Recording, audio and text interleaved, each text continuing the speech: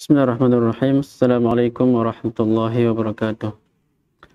Alhamdulillah wassalatu wassalamu ala Rasulillah wa ala alihi wa ashabihi wa man tabi'ahum bi ihsanin ila yaumil wa ba'du. Alhamdulillah, kita kembali lagi melanjutkan kajian bahasa Arab, kajian kaidah-kaidah nahwu berpandu pada kitab Mukhtarat Qawaidul Lughah Al-Arabiyyah, ringkasan kaidah-kaidah bahasa Arab. Setelah kita memasuki pembahasan atau pasal keempat, pembahasan tentang isim ditinjau dari kejelasannya, jelas atau tidak jelas. Yang istilah Arabnya adalah isim nakirah dan isim ma'rifat. Isim nakirah belum jelas, isim ma'rifat sudah jelas. Ciri khas kita membedakan antara nakirah dan ma'rifat adalah alif lam.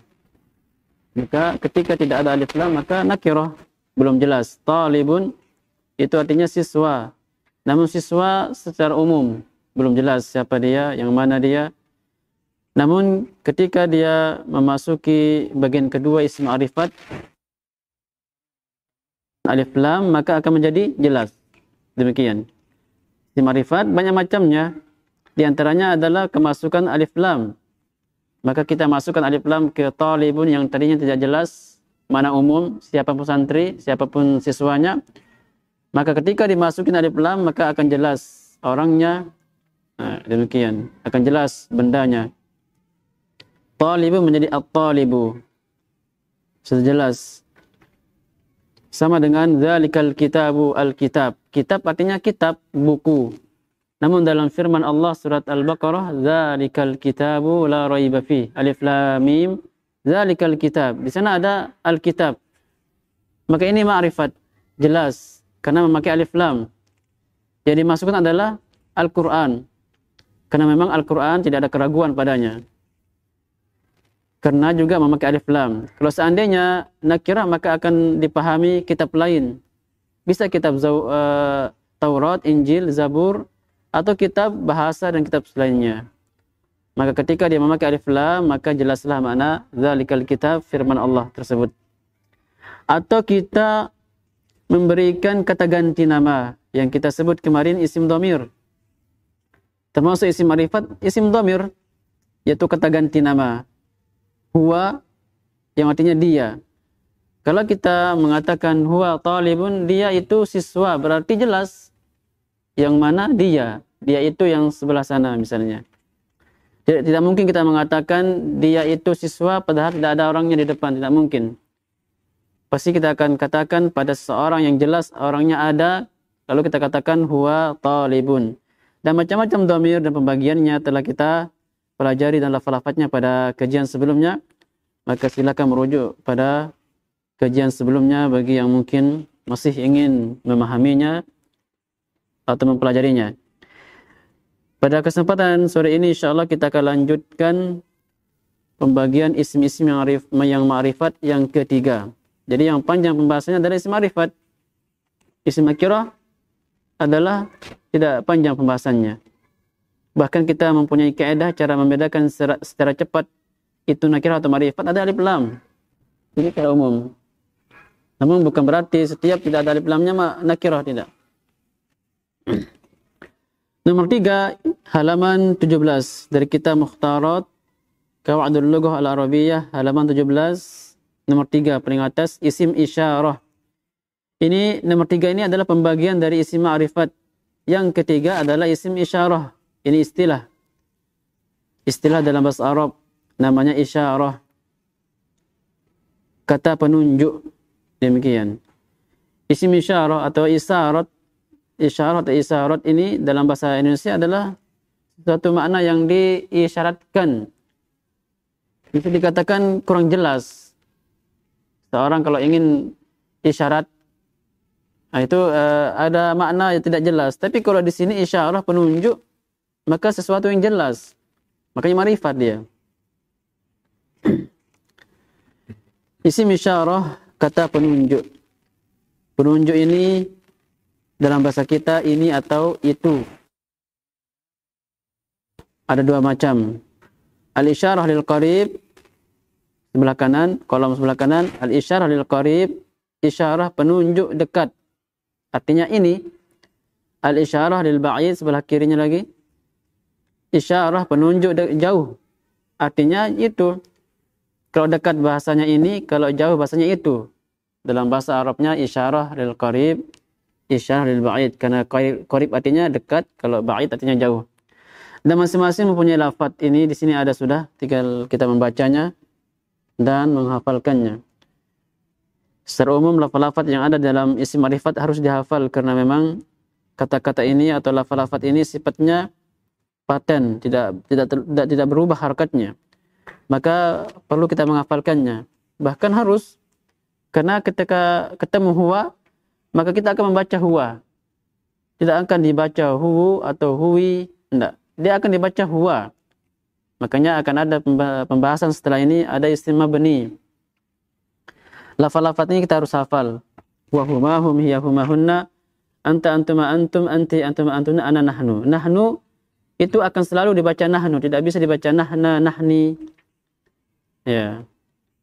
Kecuali dalam istilah bahasa pasaran orang Arab, terkadang dia mengatakan nahna. Nahnas, asal harakatnya adalah nahnu, kami artinya. Tapi mereka mengatakan nahna.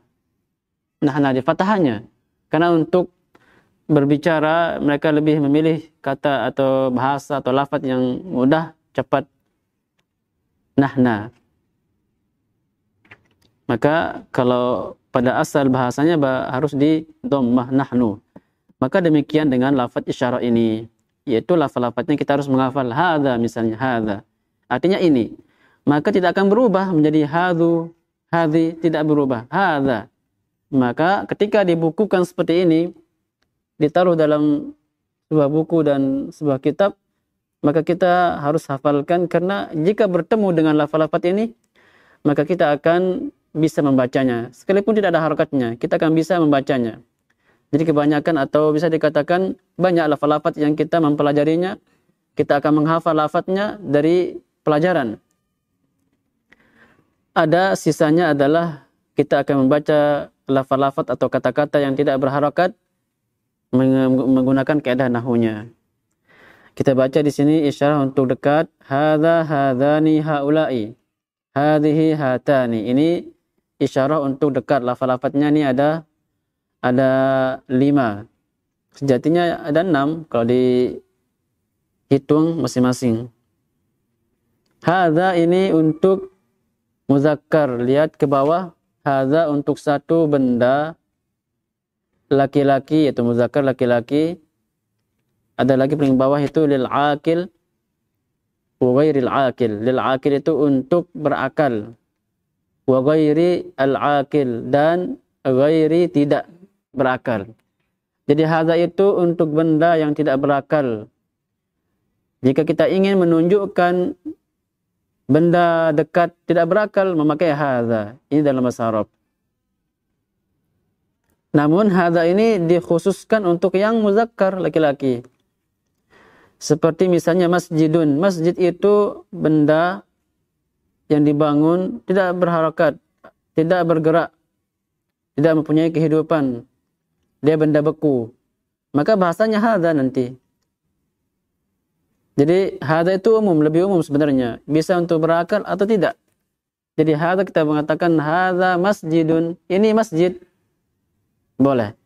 Atau kita menggunakannya pada orang yang berakal. Kita katakan hadza Muhammad. Ini adalah Muhammad. Nah demikian, dia boleh. Tapi satu benda ini. Kalau ingin mengatakan dia demikian. Hadzani. 2 benda untuk laki-laki yang berakal atau tidak berakal. Boleh menggunakan hadzani. Kalau kita ingin mengatakan 2 masjid, berarti masjidun tambahkan alif dan nun. Kembali kita mengingat cara membuat isim musanna, membuat kata itu 1 menjadi 2 itu caranya mudah. Tambahkan alif dan nun di akhirnya. Sekarang masjidun itu artinya 1 masjid. Kita ingin jadikan masjid ini 2 masjid. Maka cukup menambahkan alif dan nun pada akhir kata atau akhir huruf masjidun di dalnya. Berarti masjidani, gitu. Nah, ketika ingin menunjukkan ini dua masjid, kita tidak lagi pakai hadza, kita akan memakai hadzani. Hadzani masjidani, gitu. Ini dua masjid. Atau dibalik boleh. Masjidani hadzani. Secara makna dalam bahasa kita boleh. Dua masjid artinya. Namun sesuai dengan kedudukan nanti ada perbedaan. Yang jelas ini lafadznya hadza, hadzani, hadza satu benda, hadzani dua benda. Masing-masing ini untuk muzakkar dan berakal atau tidak berakal. Berikutnya yang nomor 3, haula'i. Ini lafadznya paten, tidak ada yang berubah. Mungkin kalau kita menghafal ini dengan satu persatu bertahap kita menghafalkan lafaz-lafaz Arab yang sifatnya tidak akan berubah harokatnya. Pasti kita akan kasrah seperti ini. Haula'i. Kita sudah belajar tentang harokat, bahwasanya pada asalnya harokat dhammah. Tidak boleh kita pindah ke kasrah, ke fathah kalau tidak ada sebabnya. Dan telah kita mempelajari sebab kata itu dikasih harokat kasrah ada 2. Yaitu kemasukan huruf jar. Kedua, ketika dia sebagai mudhafun ilaih. Nah, di sini ada kata seperti ini, haula'i di kasrah. Apa sebabnya? Huruf jar enggak ada. Dan juga tidak ada, dan juga bukan sebagai mudhaf ilaih. Namun ini kata yang sifatnya pasti akan dikasrah dimanapun dia. Jadi tidak ada harakat kecuali kasrah saja. Makanya dia mabni. Maka kita menghafalnya akan mudah kita membacanya juga. Haula'i. Ini fungsinya adalah untuk dua benda lebih. Boleh untuk muzakkar atau muannas. Namun dia khusus bagi yang berakal. Jadi orang yang berakal memang betul-betul Allah muliakan. Lafadznya beda dan juga tersendiri disebutkan. Orang yang berakal. Maka lafadznya sendiri, namanya sendiri. Jadi sesuatu yang sifatnya dikhususkan, tidak diikut sertakan yang lain, itu sesuatu pilihan dan sesuatu yang sifatnya lebih. Makanya yang berakal dilebihkan di sini, dia mempunyai lafaz khusus. Haula'i. Haula'i khusus yang berakal. Berarti yang berakal ini adalah manusia. Maka akan menggunakan haula'i. Karena artinya dalam bahasa kita mereka. Ini dua benda, ini satu benda. Mereka banyak. Maka akan diartikan mereka, dan mereka dalam bahasa kita pasti akan dimaknai manusia yang berakal. Tidak mungkin kita mengatakan tembok atau benda-benda beku mereka.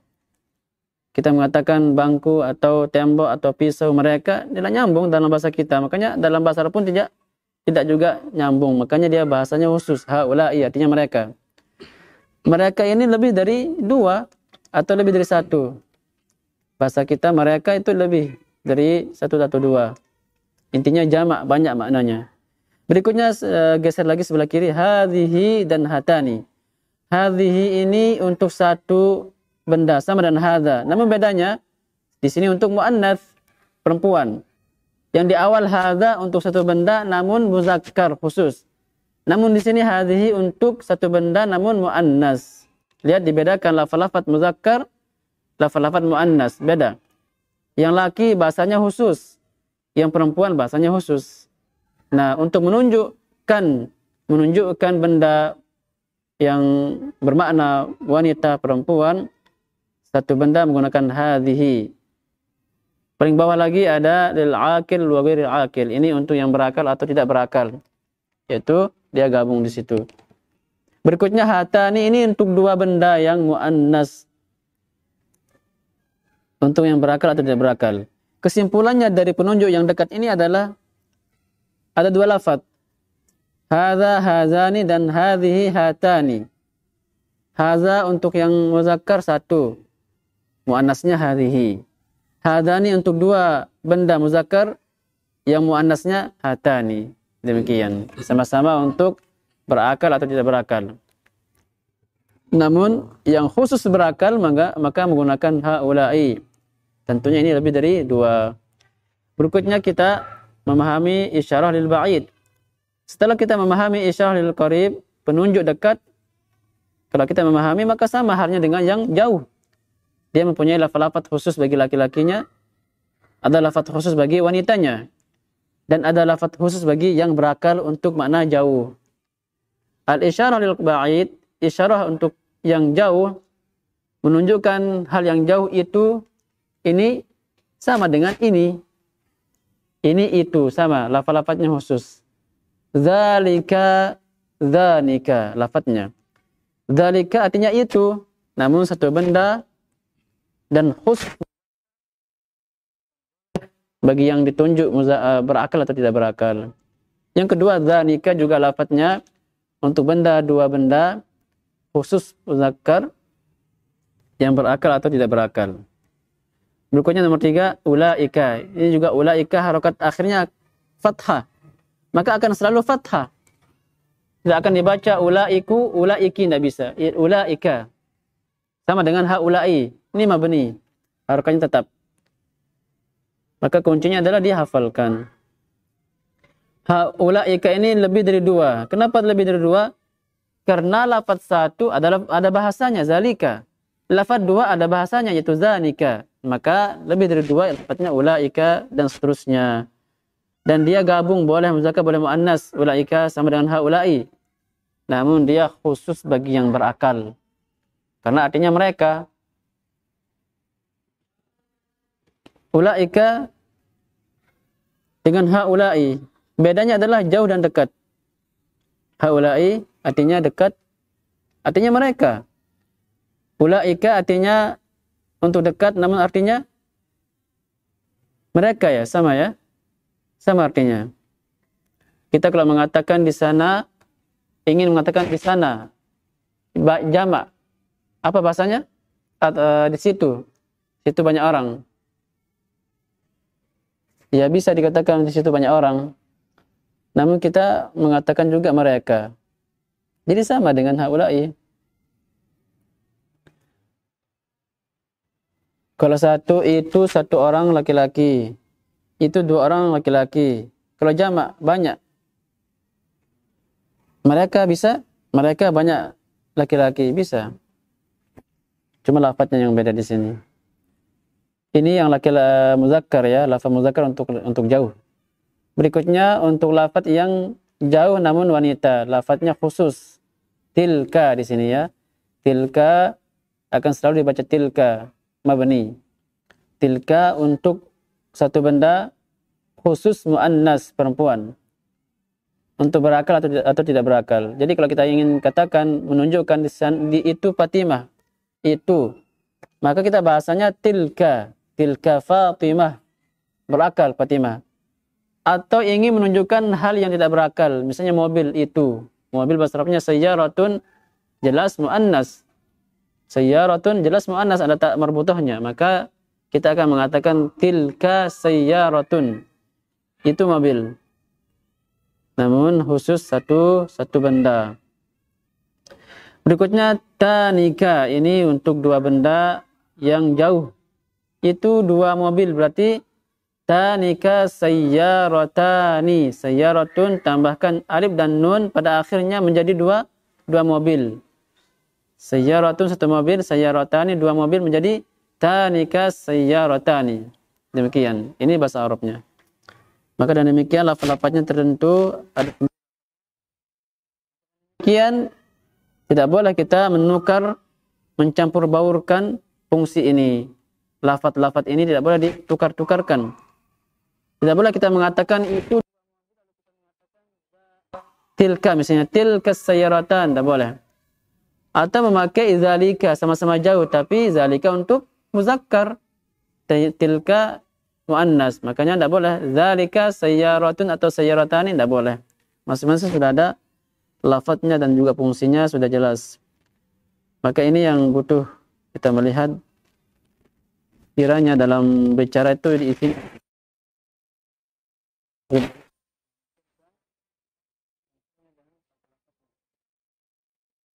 Berbicara itu lebih sulit dari menulis daripada dari segi harus kita sinkronkan lafaz-lafaznya.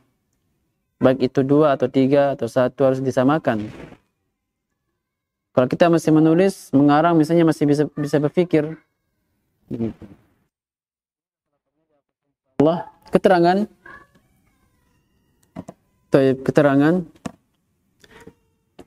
insyaallah jelas keterangan di bawah ini karena saya sudah jelaskan tentang masing-masing lafaz di atas tadi. Isyarah dekat untuk isim jamak yang tidak berakal menggunakan hadhihi. Ini keterangan tambahan. Nah, ini penting. Kenapa? Karena dia mengatakan isyarah menunjukkan benda dekat tapi jamak yang tidak berakal. Katanya menggunakan lafaz hadhihi. Kenapa pakai hadhihi? Karena dalam kolom tidak ada jamak yang tidak berakal, lafadznya ada, tidak ada, ya enggak? Yang ada di sini jamak yang khusus yang berakal. Itu alasannya. Kenapa memakai hadhihi? Karena memang di kolom yang kita pelajari tadi hadza, hadzani, haula'i, hadhihi, hatani, ini dekat. Yang jauh dzanika, dzanika, ulaika, tilka, tanika. Ini semua lafaz-lafaz tidak menjelaskan adanya jamak yang tidak berakal, lafadznya ini tidak ada. Yang ada di sana jamak ulaika atau haula'i, namun dia khusus yang berakal. Nah, sekarang bagaimana kalau kita menunjukkan benda yang tidak berakal jamak? Makanya dibilang di sini menggunakan hadhihi. Pertanyaan lagi. Ini pembahasan penting lagi. Kita ulang lagi. Kenapa memakai hadhihi? Kita lihat. Hadhihi ini muannas. Artinya ini dekat. Maka ada kecocokan jamak yang dekat memakai hadhihi sama dekat, sama-sama dekat. Masuk pembahasan kita. Namun dia agak sedikit beda. Kenapa memakai hadhihi yang muannas dan tidak memakai hadza? Ini pertanyaan. Jamak yang tidak berakal dekat, kenapa hanya memilih hadhihi tidak pakai hadza? Toh sama-sama dekat, sama-sama makna satu. Hadhihi satu maknanya. Hadza satu. Namun kenapa dia memilih hadhihi yang muannas? Ini kaidahnya kembali ke sebelumnya, yaitu jamak taksir dihukumi si muannas. Contohnya misalnya masjidun, satu masjid. Kita ingin kita ingin mengatakan dua masjid, masjidani, tambahkan alif dan nun. Sekarang kita ingin jadikan masjid itu banyak atau lebih. Maka bahasa Arabnya adalah jamak taksir. Masajid. Masajid artinya masjid-masjid. Nah, kata masajid ini yang akan menggunakan kata hadhihi. Demikian. Kenapa anda pakai haula'i? Dekat, maknanya jamak. Sama dengan masjid juga jamak, masajid. Karena masajid benda yang tidak berakal. Sehingga dia tidak terdaftar dalam lafaz yang kita hafalkan di atas. Makanya di sini keterangannya adalah memakai hadhihi. Namun kenapa memilih hadhihi tidak hadza, sama-sama dekat, sama-sama satu? Alasannya karena masajid itu muannas. Masajid itu muannas. Apa tandanya? Apa tandanya? Tidak ada tandanya. Hanya saja dikatakan dia jamak taksir dihukumi muannas. Kaidah bahasa yang disepakati oleh ulama bahasa bahwasanya jamak taksir dihukumi isim muannas, dan telah kita tambahkan pada pelajaran isim muannas menjadi 9. Di akhirnya adalah jamak taksir hukum isim muannas. Makanya masajid memakai hadhihi. Jadi kita kalau menghitung atau melafadzkan masjid, hadza masjidun, dua masjid.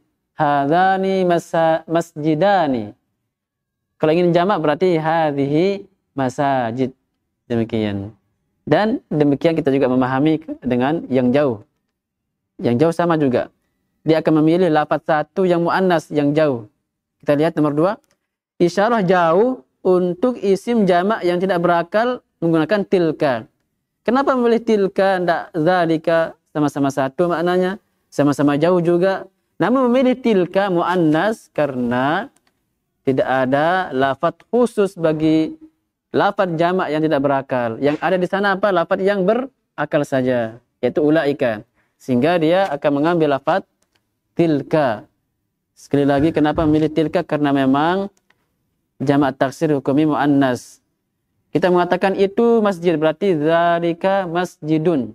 Itu dua masjid berarti zanika masjidani.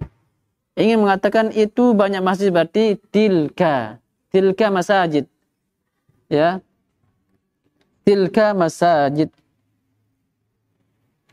Kita lihat. Tayyib. Ini tilka masajid. Tilka masajidu. Ini lafadznya muannas. Muannas. Dan juga bilangannya mufrad. Ya, apa mufrad? 1. Dekat. Isyarah jauh. Ba'id.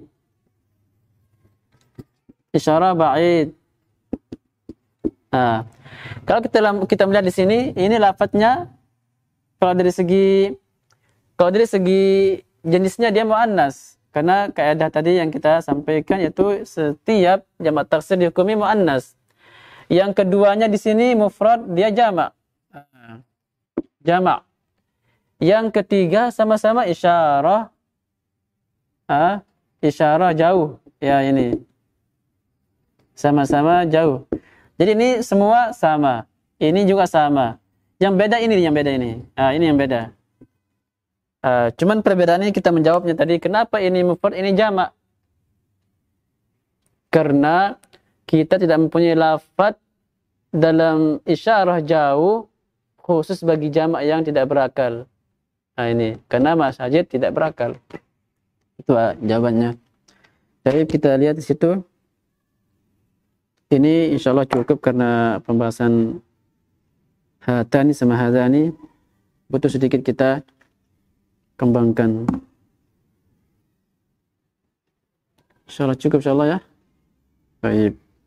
Lumayan kita agak sedikit panjangkan pembahasan isyarah. Maksudnya lafaz-lafaznya kita jelaskan secara detail. Adapun setelahnya kita akan jelaskan perbedaan dan butuh contoh di situ.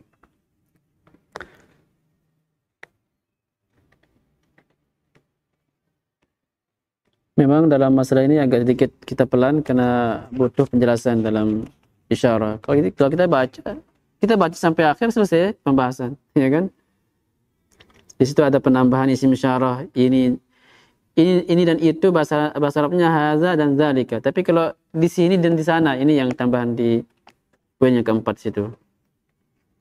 Kalau kita baca ini hatani dan hazani strip yang ketiga, ditinjau dari tagyirnya adalah mu'rab untuk membahasnya atau pembahasannya pada pasal kelima. Ini dibahas setelah bab ini. Makanya agak sedikit berat mungkin karena memang belum kita baca setelah ini insyaallah. Yang strip yang keempat, isim isyarah lain untuk umum. Maksudnya ini ada tambahan di sini nih. Ada isyarah tambahan untuk umum. Apa maksudnya umum? Umum dari segi bilangan dan jenisnya. Bebas. Mau 1, mau 2 memakai lafaz ini. Mau jauh atau mau laki-laki atau perempuan maka memakai lafaz ini. Yaitu ada 2 lafaz di sini, huna sama hunaka. Huna itu di sini, hunaka di sana. Jadi huna lil qarib, huna untuk dekat, jauhnya itu hunaka. Di sini itu dekat, di sana itu jauh. Di sini bahasa Arabnya huna, di sana bahasa Arabnya hunaka.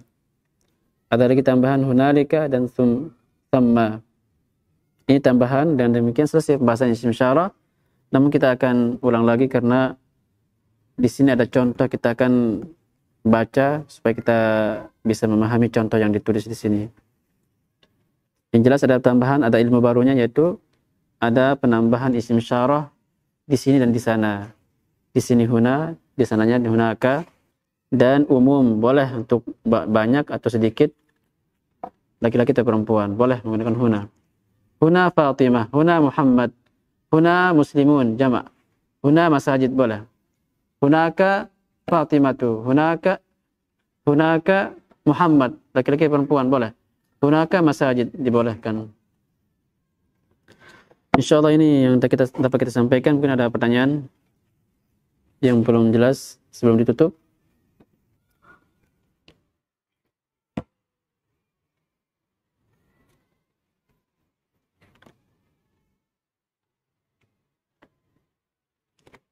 Ada pertanyaan Abu Abbad?